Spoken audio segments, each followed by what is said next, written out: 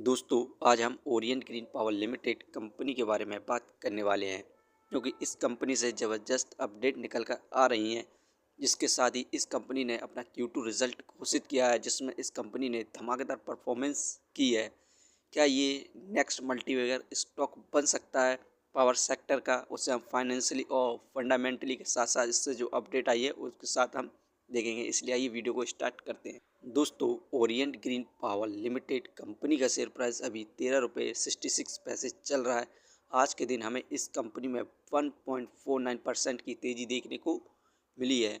वहीं पर बात करें तो 5 साल में इस कंपनी के द्वारा हमें ज़बरदस्त रिटर्न देखने को मिले हैं। 622.75% के अच्छे खासे रिटर्न है। यदि आपने इस कंपनी में लगभग 10,000 रुपये इन्वेस्ट किए होते तो आपके 60,000 से ऊपर बन चुके होते। 5 साल पहले इस कंपनी का शेयर प्राइस मात्र 1 रुपये 89 पैसे था। उसके बाद इसने अपने हाईएस्ट 30 को क्रॉस किया था, लेकिन अब ये शेयर अपने सपोर्टिंग रेसिस्टेंट पर चल रहा है। तो इस समय बेस्ट टाइम है इन्वेस्टमेंट करने के लिए।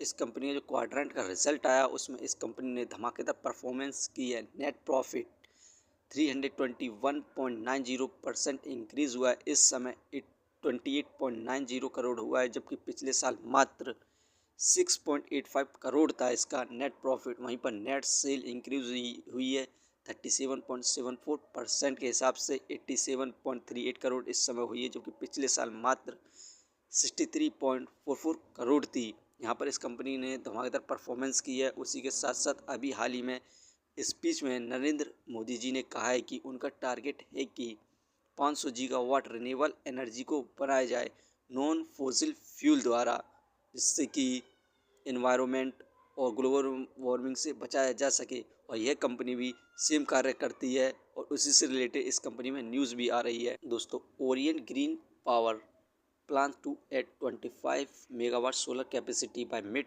2026। Orient Green Power wind power द्वारा रिन्यूएबल एनर्जी को बनाती थी।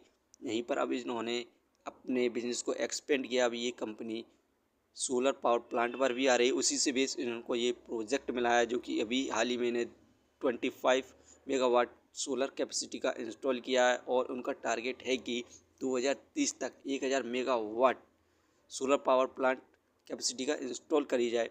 इस हिसाब से देखा जाए तो ये हमें अच्छे खासे रिटर्न देगी फ्यूचर में। आप इसे लॉन्ग टर्म के लिए इन्वेस्ट करने की सोच सकते हैं, जैसे कि मोदी जी ने भी कहा था। इसी वजह से हमें पावर सेक्टर में भी ज़बरदस्त तेज़ी देखने को मिल रही है। इस कंपनी के फंडामेंटल देखें तो मार्केट कैपिटलाइजेशन 1578 करोड़ बहुत बढ़िया है। Depth of equity 0.41। इस कंपनी पर डेट है क्योंकि ये कंपनी अपने बिजनेस को एक्सपेंड कर रही है। इसी वजह से इन्होंने लोन ले रखा है। Return of equity 4.68%। इस कंपनी का जो रिटर्न ऑफ इक्विटी है फिलहाल कम है। इस कंपनी पर ईयर के हिसाब से ये हमें 5% के रिटर्न्स दे रही है।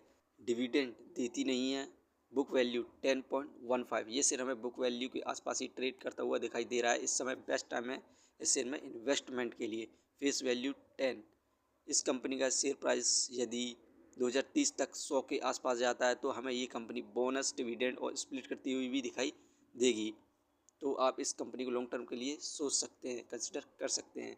इसका फाइनेंशियली देखें तो सितंबर 2024 में 68 करोड़ का प्रॉफिट गेन किया, लेकिन दिसंबर 2024 में से लॉस हो गया था 22 करोड़ का। मार्च में लॉस कम हुआ 15 करोड़ का, लेकिन जून में इसने प्रॉफिट गेन किया 29 करोड़ का। जो अभी क्वार्टर के रिजल्ट आया है उसमें इस कंपनी ने ज़बरदस्त परफॉर्मेंस की है, ज़बरदस्त प्रॉफिट गेन किया है 81 करोड़ का।